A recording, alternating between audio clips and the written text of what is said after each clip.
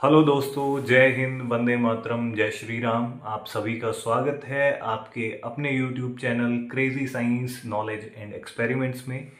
हमने पहले दिन जो है कंपोनेंट्स ऑफ फूड चैप्टर के कुछ क्वेश्चंस किए थे, उसको हमने पढ़ा था। आज उससे रिलेटेड जो भी इंपॉर्टेंट क्वेश्चंस बन सकते हैं हम उनके बारे में डिस्कस करेंगे, जानेंगे। उसमें से कुछ और इंपॉर्टेंट क्वेश्चंस जो चैप्टर के अलावा भी रेज हो सकते हैं, हम उनको भी जानेंगे। तो आइए शुरू करते हैं। तो आज का पहला क्वेश्चन है, which of the following is a major source of carbohydrates. निम्नलिखित में से कार्बोहाइड्रेट का मुख्य स्रोत क्या है? ऑप्शन ए है आपका पल्सेस यानी कि दालें, ऑप्शन बी है मिल्क या दूध, ऑप्शन सी है राइस या चावल, ऑप्शन डी है एग या फिर अंडे।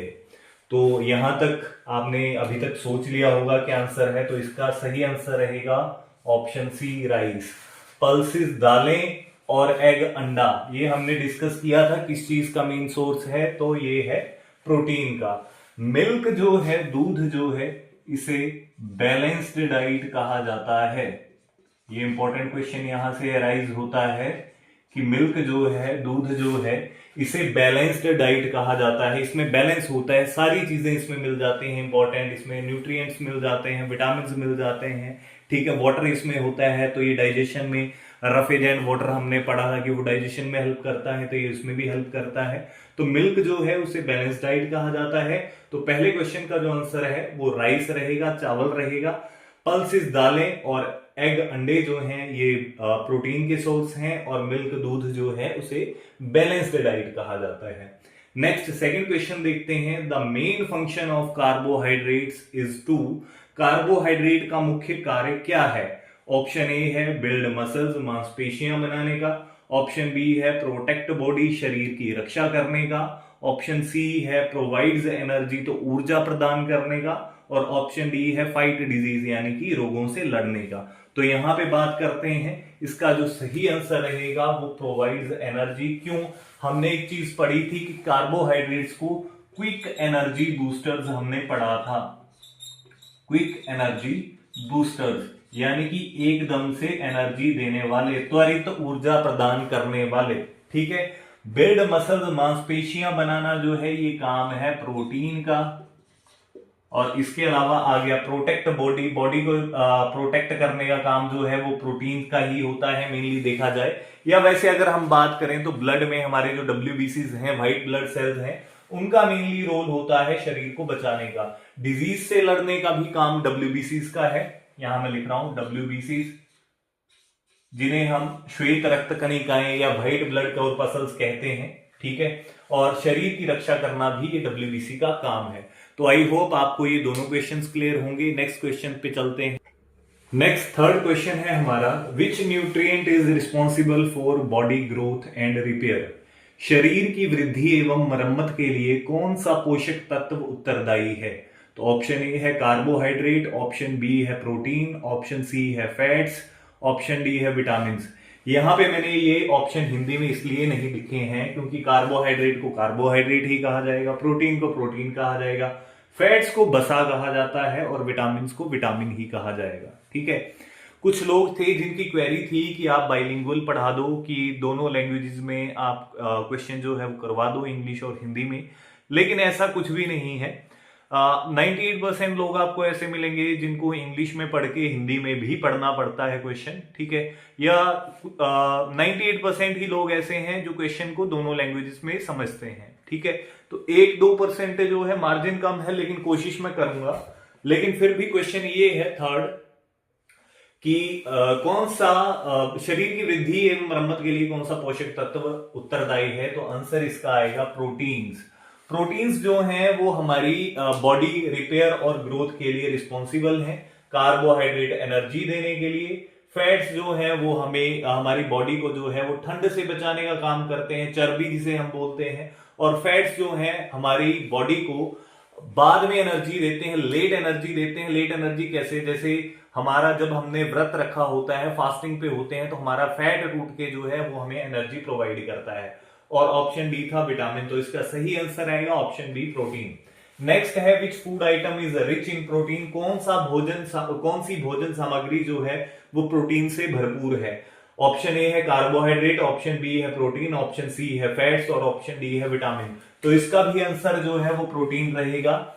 हमने पढ़ा था दालों में, अंडे में, मांस में जो है वो प्रोटीन ज्यादा पाया जाता है। इसके साथ में जो वेजिटेरियन है उनके लिए बता दूं कि जो आपका चना होता है या फिर आपका चीज जो पनीर होता है उसमें ज्यादा मात्रा में प्रोटीन प्रेजेंट होता है। इसमें से एक क्वेश्चन और अराइज होता है कि यहां से क्वेश्चन बनता है सोयाबीन जो हम खाते हैं, सोयाबीन में 42% जो है वो प्रोटीन होता है।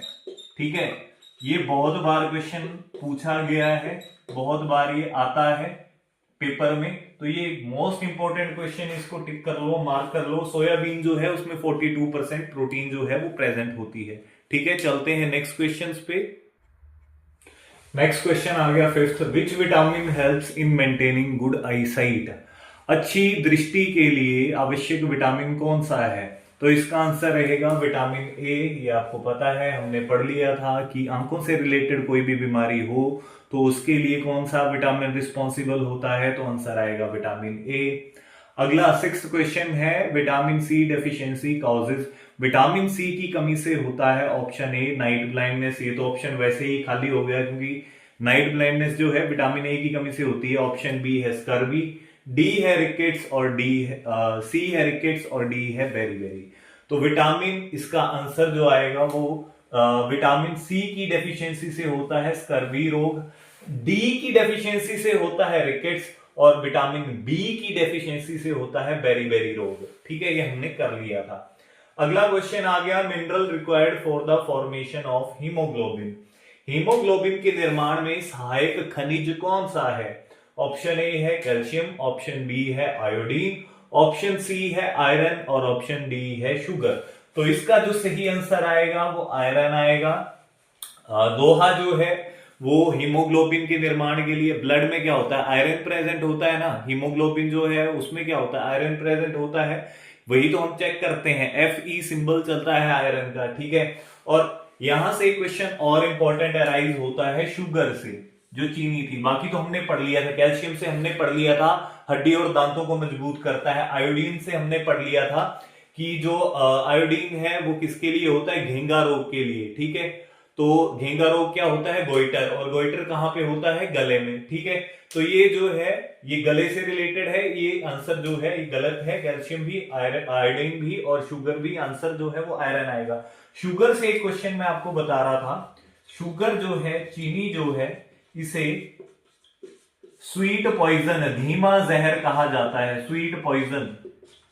ये क्वेश्चन पूछा जाता है, धीमा जहर किसे कहा जाता है, स्वीट पॉइजन किसे कहा जाता है, तो चीनी को कहा जाता है, शुगर को कहा जाता है। यहां से एक बहुत इंपॉर्टेंट क्वेश्चन एक और अराइज होता है, जो शुगर है उसमें कौन सी शर्करा, देखो शुगर को ही शर्करा कहा जाता है वैसे देखा जाए तो, लेकिन हमारी अलग अलग टाइप्स की शुगर्स हैं, जैसे ग्लूकोज एक टाइप की शुगर है, फ्रक्टोज है, लैक्टोज है, ग्लैक्टोज है, सुक्रोज है। तो यहां पे क्वेश्चन आता है शुगर में कौन सी शर्करा या कौन सी शुगर प्रेजेंट होती है, तो शुगर से ही नाम बनता है सुक्रोज। ठीक है, सुक्रोज, हिंदी में भी लिख देता हूं, सुक्रोज। सुक्रोज शुगर जो है, शर्करा जो है वो चीनी में प्रेजेंट होती है। ठीक है, ये शर्कराएं जो है अलग अलग चीजों में पूछी जाती हैं, जैसे आपसे पूछ लेगा हनी में, शहद में कौन सी होती है, इसको अलग से डिस्कस करेंगे, नहीं तो टॉपिक बहुत लंबा चला जाएगा।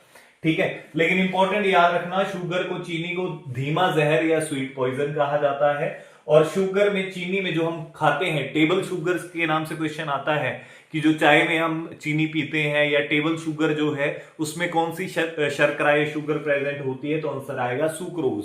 ठीक है, चलते हैं नेक्स्ट क्वेश्चंस की तरफ। नेक्स्ट क्वेश्चन है हमारे पास, roughage mainly helps in, roughage या रेशेदार पदार्थ का मुख्य कार्य क्या है। ऑप्शन ए है प्रोवाइड्स एनर्जी, ऊर्जा देना, ऑप्शन बी है डाइजेशन या पाचन करना, ऑप्शन सी है फाइट डिजीज, रोगों से लड़ना, या ऑप्शन डी है नन ऑफ द अबव, या इनमें से कोई नहीं। हमने दो चीजें पढ़ी थी, रफेज एंड वाटर, रफेज रेशेदार पदार्थ हो गया और वाटर पानी हो गया। हमने ये पढ़ा था इनका मेन काम क्या है, तो डाइजेशन या पाचन करना। ठीक है, हमने पढ़ा था रफीज में, क्या बताया था मैंने आपको, मैंने बताया था जो फाइबर होता है और पानी होता है उसका काम क्या होता है हमारे शरीर में, डाइजेशन करना। अब देखो हम यूरिन करते हैं, मूत्र विसर्जन करते हैं, तो वो क्या है, वाटर है। हमारे शरीर से पसीना निकलता है, स्वेट निकलता है, वो क्या है, पानी ही तो निकल रहा है। और रफेज और पानी जो है ये मेनली क्या करते हैं, डाइजेशन या पाचन तंत्र में हेल्प करते हैं, डाइजेशन जो सिस्टम है हमारा डाइजेस्टिव सिस्टम उसमें हेल्प करते हैं। नेक्स्ट क्वेश्चन आ गया, विच nutrient does not provide energy, निम्न में से कौन सा पोषक तत्व जो है वो ऊर्जा नहीं देता। Option A protein, option B fats, option C carbohydrate, option D vitamin. तो हमने एक चीज पढ़ी थी, हमने क्या पढ़ा था, मैक्रो न्यूट्रिएंट्स और माइक्रो न्यूट्रिएंट्स हमने पढ़े थे। तो तीन जो है वो मैक्रो न्यूट्रिएंट्स में आते हैं, प्रोटीन, फैट और कार्बोहाइड्रेट, तीनों मैक्रोन्यूट्रिएंट है, यानी कि ये ज्यादा अमाउंट में चाहिए तो यही ज्यादा एनर्जी देंगे। इनमें से सही आंसर क्या आएगा, विटामिन जो है वो माइक्रोन्यूट्रिएंट है, कम अमाउंट में चाहिए, कम तादाद में चाहिए हमारे शरीर के लिए। तो कौन सा न्यूट्रिएंट है जो एनर्जी प्रोवाइड नहीं करता, आंसर रहेगा विटामिन। ठीक है, क्लियर है, यहां तक चलते हैं आगे। नेक्स्ट क्वेश्चन आ गया, vitamin D deficiencies causes which disease, vitamin D की कमी से डैश रोग होता है। ऑप्शन ए आ गया स्कर्बी, ऑप्शन बी आ गया बेरीबेरी, ऑप्शन सी आ गया नाइट ब्लाइंडनेस या रतौंधी, ऑप्शन डी आ गया रिकेट्स या ऑस्टियोपोरोसिस। रिकेट्स या ऑस्टियोपोरोसिस जो है इसका सही आंसर रहेगा। हमने पढ़ा था विटामिन डी की कमी से हड्डियां कमजोर हो जाती हैं, और हड्डियां कमजोर जो होती हैं उससे बच्चों में जो बीमारी होती है उसे बोलते हैं रिकेट्स, और जो बड़ों में होती है, एडल्ट्स में होती है, वो होती है ऑस्टियोपोरोसिस या ऑस्टियोमलेशिया, मैंने आपको पढ़ाया था। ठीक है, तो रिकेट्स जो है वो बच्चों में होती है, ऑस्टियोपोरोसिस या ऑस्टियोमलेशिया जो है वो वयस्कों में, एडल्ट्स में होता है। नेक्स्ट क्वेश्चन आ गया, आयोडीन डेफिशिएंसी कॉजेज, आयोडीन की कमी से होता है। ऑप्शन ए है गॉइटर या घेंगा रोग, ऑप्शन बी है एनीमिया या रक्त की कमी, ऑप्शन सी है बोथ ए एंड बी, यानी कि गॉइटर, घेंगा रोग और एनीमिया दोनों होता है, ऑप्शन डी है नन ए एंड बी, यानी कि ए भी ऑप्शन नहीं है और बी भी नहीं है। तो इसमें क्या सही आंसर रहेगा, तो आंसर ए सही रहेगा। गॉइटर या घेंगा रोग जो है वो आयोडीन की कमी से होता है, जो कि हमारे गले में थायराइड ग्रंथि या थायराइड ग्लैंड को अफेक्ट करता है, उसको ग्रसित करता है। ठीक है, तो आई होप कि आपको यहां तक के क्वेश्चंस क्लियर होंगे। नेक्स्ट चलते हैं। नेक्स्ट क्वेश्चन आ गया, विच of the following is a balanced diet, निम्न में से संतुलित आहार है। ऑप्शन ए है राइस एंड वाटर, चावल एवं पानी, ऑप्शन बी है ब्रेड एंड बटर, यानी कि ब्रेड एवं मक्खन, ऑप्शन सी है ओनली फ्रूट्स, केवल फल, ऑप्शन डी है food containing nutrients in proper amount.